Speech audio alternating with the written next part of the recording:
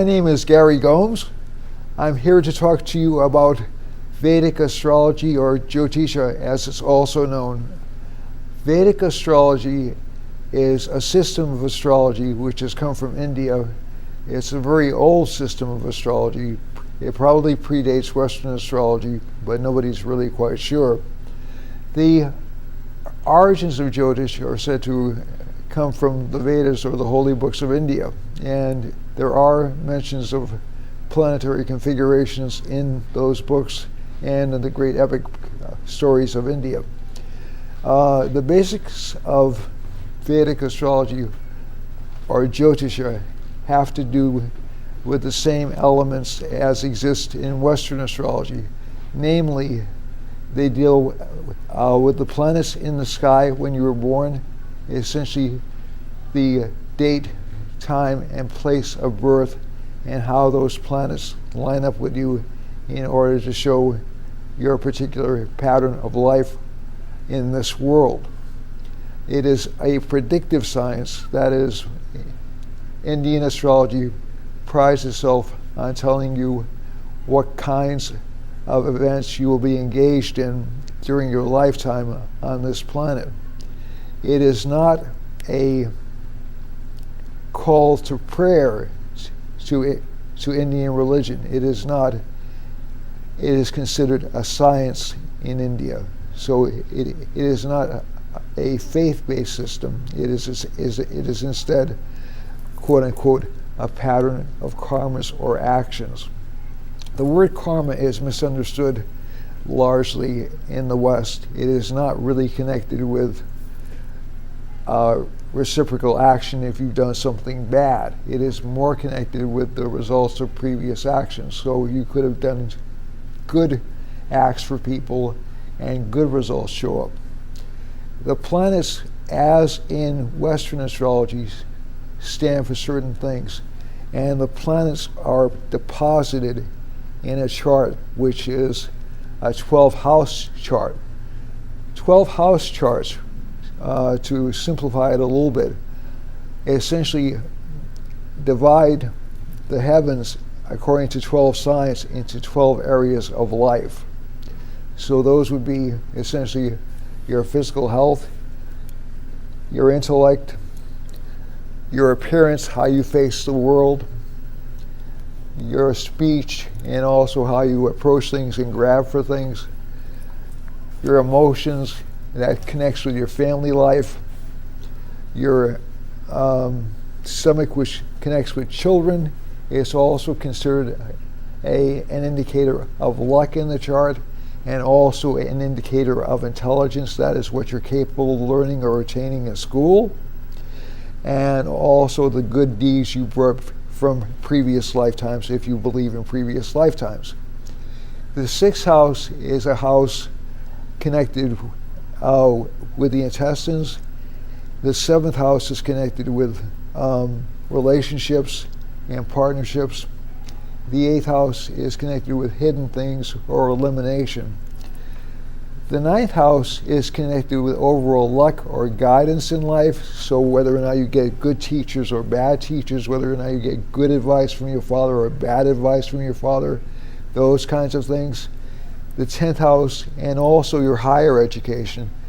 The 10th house is connected with career and how you progress in the world.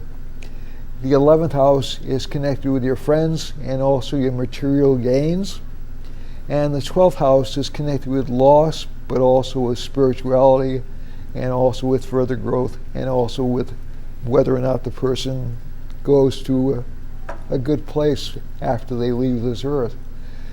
Now, this does not mean that a person who has a bad planetary placement in a chart is predestined to have a bad existence. There are conditions which cancel this out, both in the chart and in real life. There is an element in life we call effort, and essentially if you put sufficient effort forward, you will have a good life. You will have a life within certain parameters, but you will have a good life. The planets stand for different things as well, and the planets also rule signs. And we have in astrology something called a rising sign. When the sun rises in the eastern horizon, it occupies a certain sign. And for the first 2 hours of sunrise, that's the sign that's rising in the eastern horizon. After that, you have the next sign rising, then the next sign, then the next sign, then the next sign. So let's say you're born in March right now. In Western astrology, and also in Vedic astrology, you would have, quote unquote, a Pisces rising sign. And the next house would be Aries. So if you were born between 8 and 10, you would have an Aries rising. 10 and 12, you'd have a Taurus rising, and so on and so forth. Depending on the disposition of the planets that rule those signs, those areas of life will be either easy or difficult. They will show progress or obstacles. So the purpose of an astrologer is to show you how those obstacles or challenges show up in your life, and also how those opportunities show up in your life. There's also, unique to Indian astrology, a system called Mahadishas, or Great Planetary Periods. So based upon where your planets are at birth, you go through a certain sequence of planets, and this is calculated by a somewhat complicated methodology, which are based upon lunar mansions. There are 27 lunar mansions in a chart which encompass the whole chart. So if someone is born, let's say at the beginning of Aries, their moon is at the beginning of Aries, they will start life either under a Ketu, which is a south lunar node, or a Venus major planetary period. Depending on how well those particular planets are placed, the start of life will be easy or the start of life will be rough. So the main purpose of getting a chart done is not to say, oh, I'm going to have an easy life or I'm going to have a difficult life.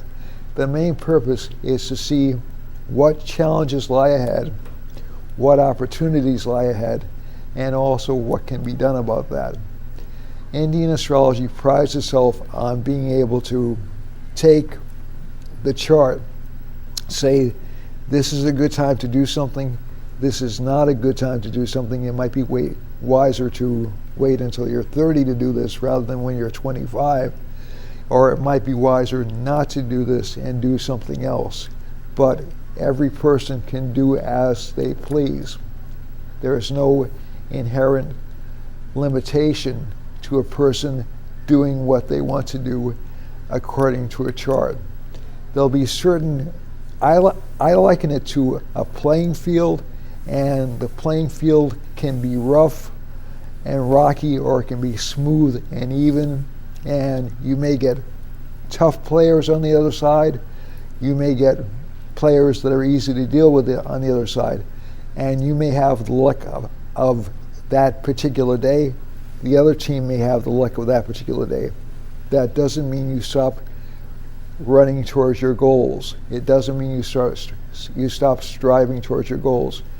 It just puts a pathway in front of you which will let you know where the obstacles are, where the helps are, where the shortcuts are if you need those, where the pathways to God are, and also where the pathways to prosperity are, and also to happiness. So it's also very interesting. In the Indian astrology has what I call the series of remedial measures.